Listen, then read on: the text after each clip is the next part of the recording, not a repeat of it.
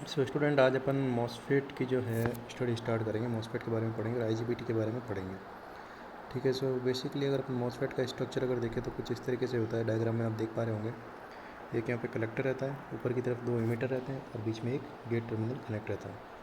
सो MOSFET जो होता है metal oxide semiconductor field effect transistor इसको बोला जाता है, जिसका नाम होता है मॉसफेट, है ना। मेटल ऑक्साइड कहने का सेंस ये है कि ये वाले जो कलेक्टर है या एमीटर है या जो गेट है, ये सब जो है मेटल के थ्रू जो है अपने कनेक्ट रहते हैं। ठीक है, ये सब मेटल के थ्रू यहाँ पे कनेक्ट रहते हैं। ठीक है, आप सिलिकॉन डाइऑक्साइड का अपन यूज़ करते हैं यहाँ पे बीच में, जो ये वाला जो टर्मिनल आप देख रहे हैं यहाँ पे गेट के बीच में, सिलिकॉन डाइऑक्साइड अपन यूज़ करते हैं। इस वजह से इसको metal oxide semiconductor field effect transistor बोला जाता है। ठीक है, इसके कनेक्शन किस तरीके से होते हैं? एक अपन जो बैटरी कनेक्ट करते हैं गेट और एमीटर के बीच में कनेक्ट करते हैं, दूसरी अपन कलेक्टर और एमीटर के बीच में कनेक्ट करते हैं। ठीक है, और अगर इसमें जंक्शन की बात करें तो 3 तरीके के इसमें अपन जंक्शन देखते हैं। एक जंक्शन J1 होता है जो कि P और N के बीच में होता है। एक जंक्शन J2 होता है जो कि N और P के बीच में होता है। और तीसरा जंक्शन फिर से होता है जो J3 होता है, जो कि फिर से P और N के बीच में होता है। ठीक है, तो बेसिकली इस तरीके से इसका स्ट्रक्चर होता है ना। अगर अपन इसका सर्किट डायग्राम देखें तो कुछ इस तरीके से होता है इसका सर्किट डायग्राम। एक तरफ जो है इसका कलेक्टर होता है, एक तरफ इसका एमीटर होता है और एक तरफ इसका गेट होता है। इस तरीके से इसके अंदर रहता है, या फिर अपन इसको ऐसा बोले कि इसके अंदर कैसा रहता है, यहाँ पे ड्रेन रहता है या सोर्स रहता है और यहाँ पे गेट रहता है। एक बैटरी अपन कनेक्ट करते हैं गेट और सोर्स के बीच में, और दूसरी बैटरी अपन कनेक्ट करते हैं ड्रेन और सोर्स के बीच में। ठीक है, सो इस तरीके से कुछ इसका सर्किट रहता है ना। तो यहाँ पे ड्रेन, सोर्स और गेट, इस तरीके से इसका सिंबॉलिक रिप्रेजेंटेशन रहता है। अब जो मॉसफेट होता है इसको अपन कहाँ पे बेसिकली यूज़ करते हैं? मॉसफेट का यूज़ अपन करते हैं स्विचिंग डिवाइस के अंदर। जो हाई स्विचिंग फ्रीक्वेंसी जहाँ पर उनको चाहिए होती है ना, वहाँ पर मॉसफेट का यूज़ करते हैं। वहाँ पे क्योंकि पावर बीजेटी है और इनकी स्विचिंग जो होती है इतनी फास्ट नहीं होती है, लेकिन मॉसफेट जो होता है उसकी स्विचिंग बहुत ही अच्छी होती है। इस वजह से अपन मॉसफेट का यूज़ करते हैं हाई स्विचिंग की जगह पर। ठीक है, सो बेसिकली कुछ इस तरीके से इसका सर्किट डायग्राम और सिंबॉलिक रिप्रेजेंटेशन रहता है। अब इसको थोड़ा और अच्छे से समझने के लिए अपन एक दूसरा डायग्राम यूज़ में लेंगे। सो बेसिकली स्टूडेंट, जो मॉसफेट होते हैं वो 2 तरीके के होते हैं, एक तो इन्हांसमेंट टाइप और दूसरा डिप्लीशन टाइप। 2 तरीके के जो है मॉसफेट अपन यूज़ करते हैं, है ना। सो अगर अपन देखें एनहांसमेंट टाइप जो मॉसफेट होता है, अब इसको अपन अच्छे से समझने के लिए एक सर्किट, एक जो है डायग्राम देखेंगे पहले। जी, ये जो डायग्राम है इसमें देख सकते हैं अपन, जैसे एक तो इसमें सोर्स रहता है, एक गेट रहता है और एक ड्रेन रहता है ना। सोर्स, गेट और ड्रेन। ठीक है, और यहाँ पे नीचे सबस्ट्रेट का अपन कनेक्शन देते हैं। तो इसके अंदर क्या होता है, ये जो लेयर है ये पी टाइप लेयर होती है जिसके अंदर होल्स रहते हैं, और ये येलो वाली है वो एन टाइप होती है जिसके अंदर इलेक्ट्रॉन रहते हैं। ठीक है, इसके अंदर इलेक्ट्रॉन रहते हैं। और बीच में जो है ये अपन जो ग्रीन वाली आप लेयर देख रहे हैं वो सिलिकॉन डाइऑक्साइड की लेयर होती है। ठीक है, जिसके ऊपर गेट कनेक्टेड रहता है। तो कुछ इस तरीके से जो है अपना इन्हांसमेंट टाइप जो मॉसफेट होता है वो होता है। अब इसके अंदर करंट फ्लो करवाने के लिए अपन क्या करते हैं, ये जो मॉसफेट है इसके अंदर अपन करंट फ्लो करवाने के लिए क्या करते हैं, जो पी टाइप है इसके अंदर तो होल प्रेजेंट रहेंगे, और जो एन टाइप है ये येलो वाला जो एन है, एन टाइप सेमीकंडक्टर है ना, तो इसके अंदर क्या रहेंगे, एन जो लेयर है इसके अंदर, तो इसके अंदर क्या रहेंगे, इलेक्ट्रॉन रहेंगे, और पी के अंदर होल्स रहेंगे। ठीक है, सो कुछ इस तरीके से इसका सर्किट रहता है।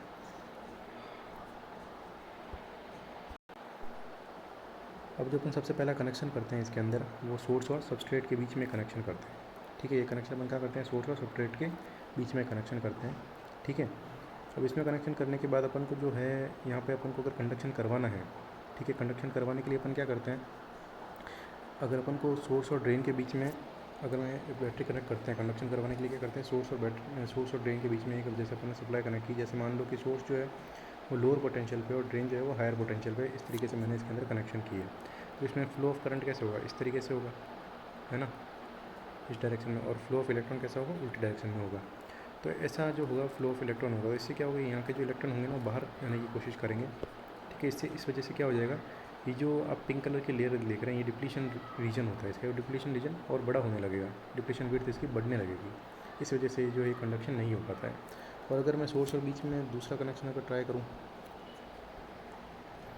जैसे सोर्स और करंट, इसमें अगर मैं सोर्स को अगर हायर पोटेंशियल पे रखूँ और ड्रेन को अगर मैं लोअर पोटेंशियल पे रखूँ, तो इसमें करंट का फ्लो इस तरीके से होगा और इलेक्ट्रॉन का फ्लो इस तरीके से होगा। तो इसमें जो इलेक्ट्रॉन प्रेजेंट है वो ऊपर की तरफ जाने की कोशिश करेंगे, उससे ये वाली जो डिप्लीशन रीजन है ये बड़ी होने लगेगी, इस वजह से कंडक्शन नहीं होगा। सो सोर्स और ड्रेन के बीच में कैसे भी कनेक्शन करो, इसके अंदर जो है फ्लो ऑफ इलेक्ट्रॉन नहीं हो पाता है, कंडक्शन नहीं हो पाता है मॉसफेट के अंदर। तो अपन इसमें जो है कंडक्शन करवाने के लिए क्या करते हैं, अपन क्या करते हैं, VGS कनेक्ट करते हैं यहाँ पे, गेट और सोर्स के बीच में एक बैटरी कनेक्ट करते हैं, VGS यहाँ पे कनेक्ट करेंगे। उस VGS से क्या होगा, VGS से क्या होगा, जैसे मैंने मान लो कि VGS इस तरीके से कनेक्ट करी तो इसमें करंट का डायरेक्शन इस तरीके से होगा और इलेक्ट्रॉन का डायरेक्शन ऊपर की तरफ होगा इस तरीके से। अब अगर अपन देखें नीचे तो क्या पी लेयर है, यहाँ पे क्या पी लेयर है सारी, तो इसके अंदर केवल होल्स प्रेजेंट होंगे और कुछ जो इलेक्ट्रॉन होंगे ना वो इलेक्ट्रॉन ऊपर की तरफ जाने की कोशिश करेंगे। या फिर अपन कह सकते हैं कि इनके अंदर एटम प्रेजेंट होंगे ना, इसमें जो बहुत सारे एटम प्रेजेंट होंगे वो एटम में से इलेक्ट्रॉन निकलेंगे और ऊपर की तरफ जाने की कोशिश करेंगे और होल्स जो है वो नीचे आने की कोशिश करेंगे। इस वजह से क्या होने लगता है, इस वजह से सारे जो इलेक्ट्रॉन है वो ऊपर की तरफ इकट्ठे हो जाएंगे।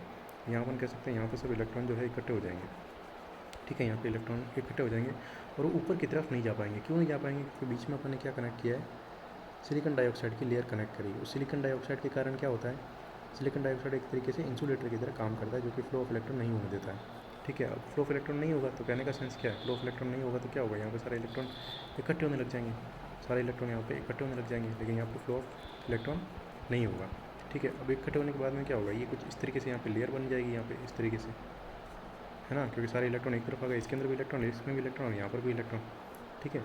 अब ये सिचुएशन होने के बाद क्या होगा, होल्स तो सब नीचे आ गए, इलेक्ट्रॉन सारे ऊपर की तरफ इकट्ठे हो गए, है ना। अब अगर मैं सोर्स और ड्रेन के बीच में बैटरी कनेक्ट करता हूँ, अब अगर मैं सोर्स और ड्रेन के बीच में बैटरी कनेक्ट करता हूँ तब इसके अंदर कंडक्शन होना स्टार्ट हो जाएगा, ठीक है। सो बेसिकली अगर मैं कहना चाहूँ इस तरीके से, अगर इस डायग्राम को अपन देखें,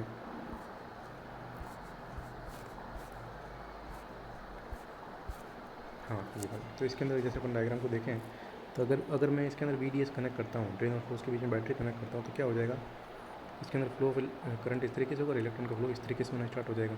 अब यहाँ पे बहुत सारे इलेक्ट्रॉन आ रखे थे, यहाँ पर भी इलेक्ट्रॉन, यहाँ पर भी इलेक्ट्रॉन, तो क्या होगा, फ्लो ऑफ इलेक्ट्रॉन इस तरीके से कंप्लीट हो जाएगा। तो ये एक क्लोज पाथ यहाँ पे बन जाएगा जिसके अंदर इलेक्ट्रॉन फ्लो होंगे और करंट का फ्लो ID जो है वो इस तरीके से इसके अंदर फ्लो होनी स्टार्ट हो जाएगी, ठीक है। सो कुछ इस तरीके से इसके अंदर flow of electron, flow of current जो है वो स्टार्ट हो जाएगा, ठीक है। अब इसमें अगर ID की वैल्यू मुझे बढ़ानी है तो मैं क्या करूँगा, VDS की वैल्यू को मैं इंक्रीज़ करूँगा, जैसे जैसे वोल्टेज बढ़ाऊँगा वैसे वैसे ID की वैल्यू बढ़ने लगेगी, है ना, जैसे जैसे वोल्टेज बढ़ाऊँगा वैसे वैसे ID की वैल्यू बढ़ने लगेगी। लेकिन एक टाइम के बाद अगर मैं वोल्टेज की वैल्यू इंक्रीज़ करता हूँ, एक टाइम के बाद मतलब वोल्टेज की वैल्यू जब ज़्यादा इंक्रीज़ कर देता हूँ, VDS की वैल्यू इंक्रीज़ करते करते एक सैचुरेशन तक अगर मैं पहुँच जाता हूँ तो सैचुरेशन पे क्या होगा, यहाँ पे जो इलेक्ट्रॉन थी ना, मोस्ट ऑफ द इलेक्ट्रॉन यहाँ से निकल चुके होंगे, यहाँ से निकल चुके होंगे। इस वजह से यहाँ पे क्या होगा, ये जो पार्ट आप देख रहे हैं ना, ये पार्ट नैरो हो जाएगा काफ़ी, ये पार्ट नैरो हो जाएगा। कहने का सेंस क्या है, इलेक्ट्रॉन यहाँ से निकल चुके होंगे बहुत सारे, है ना, और यहाँ से इलेक्ट्रॉन सारे निकल चुके होंगे, करंट का फ्लो इस डायरेक्शन में होगा। लेकिन यहाँ पे जो है ये जो रीजन जो है नैरो होता जाएगा, क्योंकि यहाँ पे इलेक्ट्रॉन जो है वो कम बचेंगे।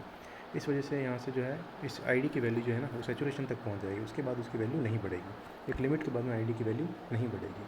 फिर आप अगर VDS को बढ़ाते भी हो तो भी उस ID की वैल्यू नहीं बढ़ेगी। क्यों नहीं बढ़ेगी, क्योंकि यहाँ से इलेक्ट्रॉन निकल चुके हैं और ये जो रीजन है वो बहुत नैरो हो चुका है, ठीक है। तो इतना होने के बाद अब क्या होता है, इतना होने के बाद क्या होता है, ये सब जो पार्ट है वो नैरो हो चुका है ना। लेकिन अब ID की वैल्यू कैसी हो चुकी है, सैचुरेशन तक पहुंच चुकी है, उसके आगे ID की वैल्यू नहीं बढ़ रही है। अगर आप VDS को इंक्रीज़ कर रहे हो तो भी ID की वैल्यू नहीं बढ़ रही है क्योंकि सैचुरेशन आ चुका है।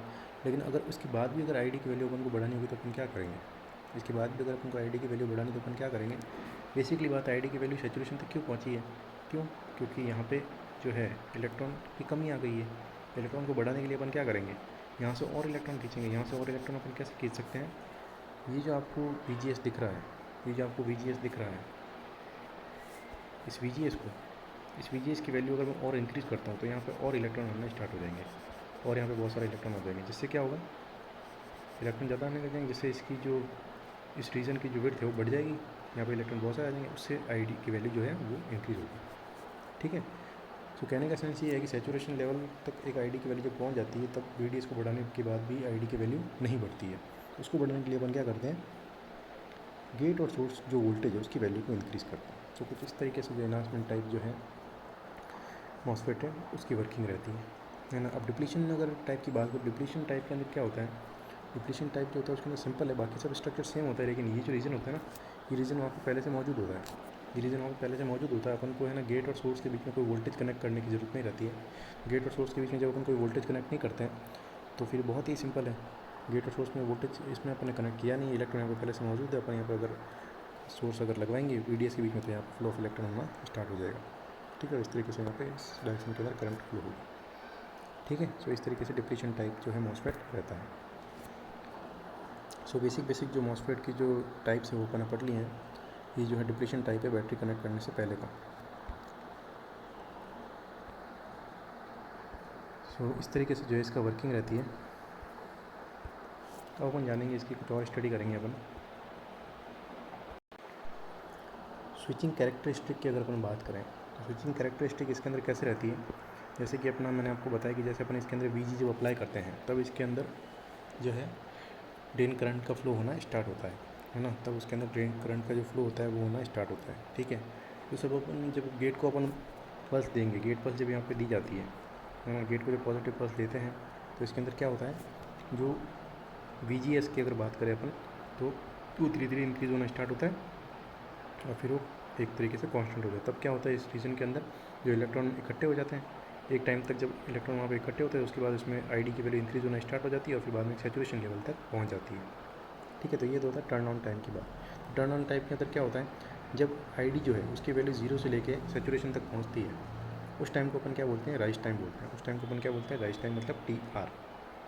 ये वाला टाइम जो पीरियड है ना, ये जो होता है TR बोलते हैं इसको, राइज टाइम। ठीक है, और ये जो होता है TDN टाइम कहलाता है, जिस टाइम पे क्या, जो करंट जो होता है, ड्रेन करंट की वैल्यू 0 होती है लेकिन अपन उसके अक्रॉस जो अपन ने जो वोल्टेज अप्लाई कर रखा होता है VGS के अक्रॉस, जिससे क्या होता है कि इलेक्ट्रॉन जो है सिलिकॉन डाइऑक्साइड की तरफ अट्रैक्ट होना स्टार्ट हो जाता है, लेकिन सिलिकॉन डाइऑक्साइड एक इंसुलेटर की तरफ काम करता है, इस वजह से उसके अंदर फ्लो ऑफ इलेक्ट्रॉन नहीं हो पाता है। तो कुछ इस तरीके से जो है इसका टर्न ऑन टाइम जो है देखा जाता है। और अगर टर्न ऑफ टाइम की अपन बात करें तो क्या होता है, टर्न ऑफ टाइम की सीधा होता है, अगर अपन गेट वोल्टेज उसको अगर 0 कर लेते हैं तो उससे क्या होगा, VGS धीरे धीरे 0 होना स्टार्ट हो जाएगा। तो VGS जब 0 होना स्टार्ट होता है तो उसके अंदर जब वो ID जो करंट है, ड्रेन करंट है, वो मैक्सिमम वैल्यू से कहाँ जाती है, 0 की तरफ जाती है। मैक्सिमम वैल्यू से कहाँ जाती है, 0 की तरफ जाती है। ये वाला टाइम पीरियड जो है तो इसको क्या बोला जाता है, फॉल्ट टाइम बोला जाता है। ठीक है, और जब अपन उसमें गेट वोल्टेज को 0 करते हैं, वहाँ से लेकर जब जो करंट है उसकी वैल्यू जो है डिक्रीज होने स्टार्ट होती है, वहाँ तक की वैल्यू को अपन TDF कहते हैं। ठीक है, तो इन दोनों के सम को अपन क्या बोलते हैं, स्विच ऑफ टाइम बोलते हैं इसको। ठीक है, स्विच ऑफ टाइम बोलते हैं। सो कुछ इस तरीके से जो है मॉसफेट की जो है स्विचिंग कैरेक्टरिस्टिक रहती है। अब स्टूडेंट अपन जो है IGBT की स्टडी करेंगे। सो IGBT जो होता है, IGBT को अगर अपन देखें तो IGBT कुछ सबसे पहले अपन इसकी जो डिज़ाइनिंग है उसके बारे में जानेंगे।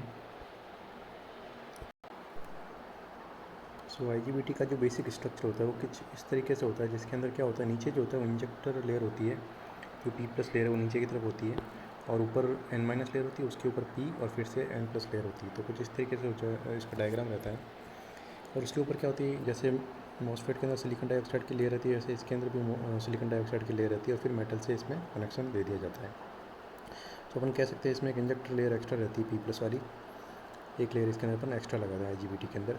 ठीक है, सो फिर IGBT के अंदर अब इस तरीके से रहता है इसका कनेक्शन। सबसे पहले अपन एक जो है कनेक्ट करते हैं एमीटर और कलेक्टर को कनेक्ट करते हैं VCC से, लेकिन इनको कनेक्ट करने पे जो है इसके अंदर जो है अगर अपन बात करें फ्लो ऑफ इलेक्ट्रॉन नहीं हो पाता है। क्यों नहीं हो पाता है, क्योंकि VCC जब अपन कनेक्ट करेंगे तो इसमें क्या होगा, VCC कनेक्ट करने पर ऐसे करंट जानी चाहिए और ऐसे इलेक्ट्रॉन होने चाहिए इसके अंदर, इस तरीके से इलेक्ट्रॉन होने चाहिए, है ना। लेकिन ये क्या है, यहाँ पे P लेयर है, यहाँ पे बीच में N लेयर है, यहाँ पे P और यहाँ पे N लेयर है। ठीक है, तो बेसिकली अब इस सिचुएशन के अंदर क्या हो जाएगा, यहाँ पे जो गेट है ना, अभी अपन ने गेट को कनेक्शन नहीं दिया है, अभी अपन ने गेट को कनेक्शन नहीं दिया है, सिर्फ ये देखा है कि VCC अपन ने यहाँ पे कनेक्ट किया है।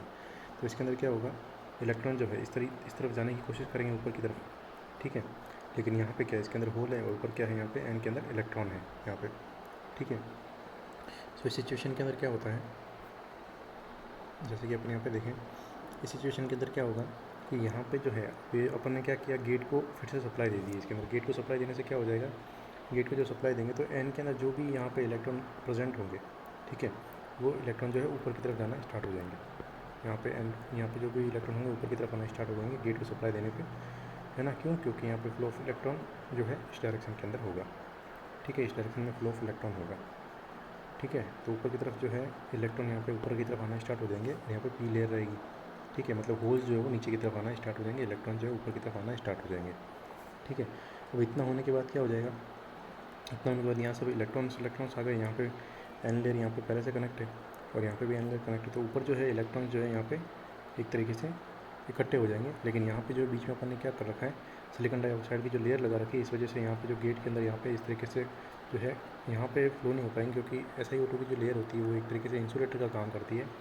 तो बेसिकली क्या हो जाएगा, यहाँ पे जो है अपने इलेक्ट्रॉन जो है इकट्ठे हो जाएंगे ऊपर की तरफ, ठीक है। अब इनको हाथ चाहिए होगा इलेक्ट्रॉन को निकलने के लिए, तो इलेक्ट्रॉन किस तरह से निकलेंगे, तो यहाँ से निकलेंगे, एक यहाँ से निकलेंगे और कुछ इस तरीके से इनके अंदर जो है फ्लो होना स्टार्ट हो जाएंगे, ठीक है। उससे क्या होगा, ये सर्किट इसका कंप्लीट हो जाएगा।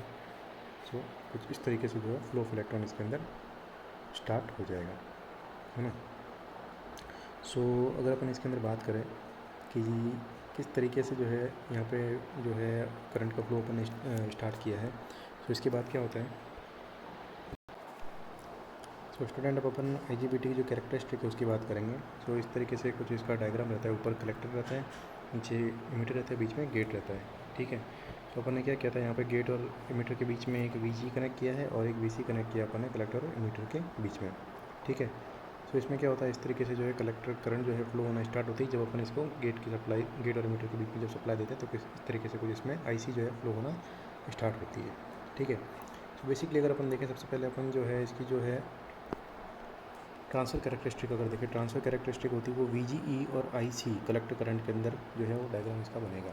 सो बेसिकली इसमें क्या होता है, जब VGE जो है, VGE के जब अपन सप्लाई देते हैं गेट और इमीटर के बीच में, जब अपन सप्लाई नहीं देते हैं, जब उसकी वैल्यू 0, तो IC जो कैसा रहेगा, वो भी 0 रहेगा। लेकिन जब VGE को अपन सप्लाई देते हैं तब क्या होता है, सारे इलेक्ट्रॉन जो है सिलिकॉन ऑक्साइड, सिलिकॉन डाइऑक्साइड की जो लेयर है उसकी तरफ आना स्टार्ट हो जाते हैं। उससे क्या हो जाता है, फ्लो ऑफ इलेक्ट्रॉन जो है वो होना स्टार्ट हो जाता है और कलेक्टर के अंदर जो है करंट फ्लो होना स्टार्ट हो जाती है, ठीक है। सो कैसे होगी कलेक्टर करंट, वो इंक्रीजिंग होगी नेचर के अंदर, ठीक है।